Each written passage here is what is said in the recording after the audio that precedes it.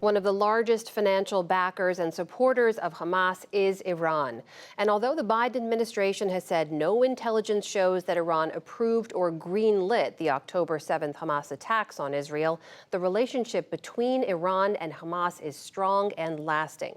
Our special correspondent in Tehran, Reza Sayah, sat down with the top Hamas representative to Iran for a rare interview. At the annual government-organized rally in Tehran this week to mark the anniversary of the 1979 seizing of the U.S. Embassy, the chant that has long echoed in the Islamic Republic, "Death to America."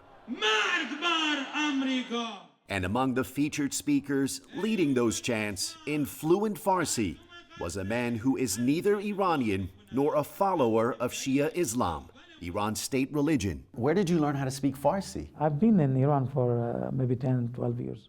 For much of those 12 years, Kuwaiti-born Palestinian Khalid al-Qaddoumi has served as the permanent representative of Hamas in Tehran, a post that underscores the Islamic Republic's close ties with the Sunni Islamist and militant movement designated by the U.S., the European Union, and others as a terrorist organization.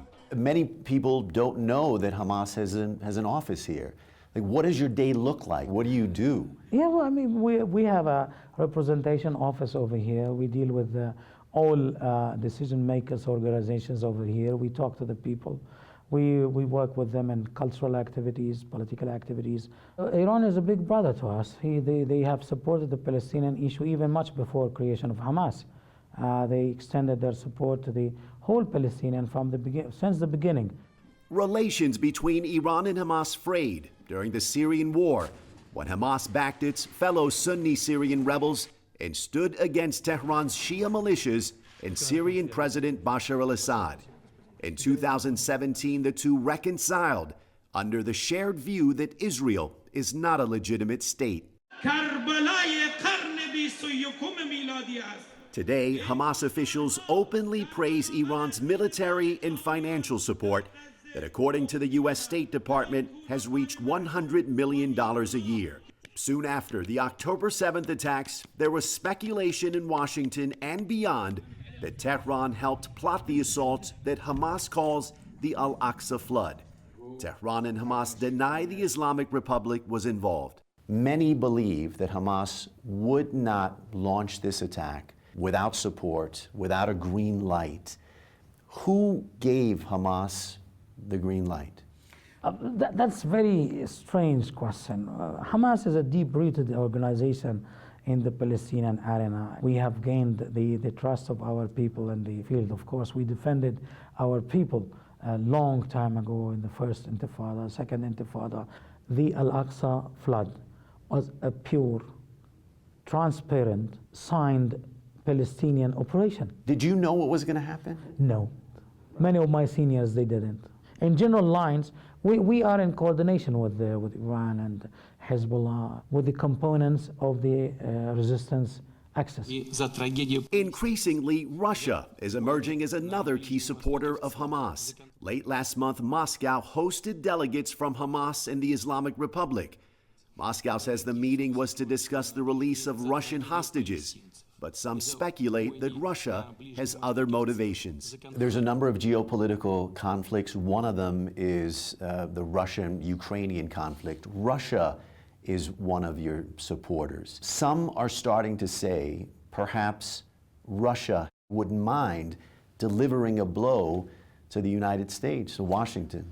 You know, I mean, I need to remind you over here and your audience that as Israel have friends, we have also friends.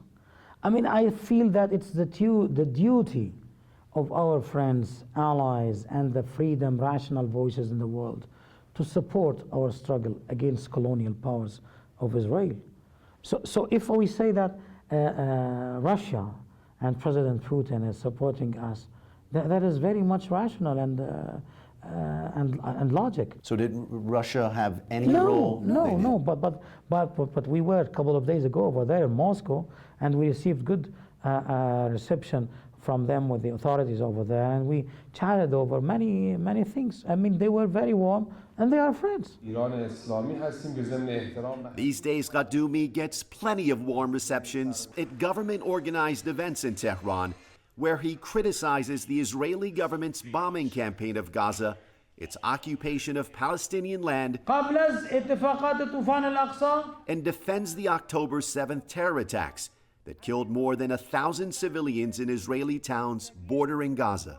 You say the occupation and the illegal settlements are the root cause of this conflict. You say Israel is to blame. But I have to ask you, how did the attacks of October 7th help resolve these issues? See, the attack of 7th of October is a very reaction to the big action of occupation. You know, sometimes you do it with a stone, and sometimes you do it with effective rockets that's shaken the Israeli army. And now you have awakened the international community that Palestine is not to be wasted. And then for us, when the so-called peaceful solutions exhausted and the peace process get failed and we are in a cul-de-sac, then it is a legitimate integral right to the people who are living under occupation to defend themselves with all possible means. Hence, nobody should ask us why we have started this thing. You believe the media oftentimes dehumanizes Hamas, sometimes dehumanizes the Palestinian people. And here you have the October 7th attacks where innocent civilians were attacked. How do you reconcile that? Well, see, when you talk to me, it doesn't mean that you agree to what I'm saying. So this is what I'm simply asking. What are you asking? You want to be heard. Yeah. So I'm listening to you. I'm here. You're talking to an American audience who've seen some horrific images. Tell the American people what Hamas plans to do to end the fighting, to end the bloodshed. Hamas is looking for the justice, and they are adapting Be specific. a right. What can you do right I'm now? I'm telling you, we are adopting the right which has been granted for the masses, for the nations. The right to fight back. The right to fight back, the So right to defend ourselves. So you're suggesting the conflict is going to continue? Unless and until we are getting our own rights. Be specific. What do you want to happen immediately? Lifting the siege, releasing 7,000 plus prisoners. They are our heroes. They are not criminals. Many of them, they are without any fair trial. Finishing the occupation and many things. We can draft it. But I'm telling you, I mean, you are asking something which is not fair, because it's always me as... No, it's not. I have you now. No, I have you now. So I I'm just am the asking. victim. The bottom line, that Palestinians are living under occupation. We have two ways, only two ways. Either international community make Israel pay the tax of independence of the Palestinians, or we will do it our own self. What Hamas decides to do from here is a daunting open question. What is clear is that Hamas is committed to an unprecedented level of violence in its war with Israel. And standing firmly behind them is the Islamic Republic of Iran. For the PBS NewsHour, I'm Reza Sayah in Tehran.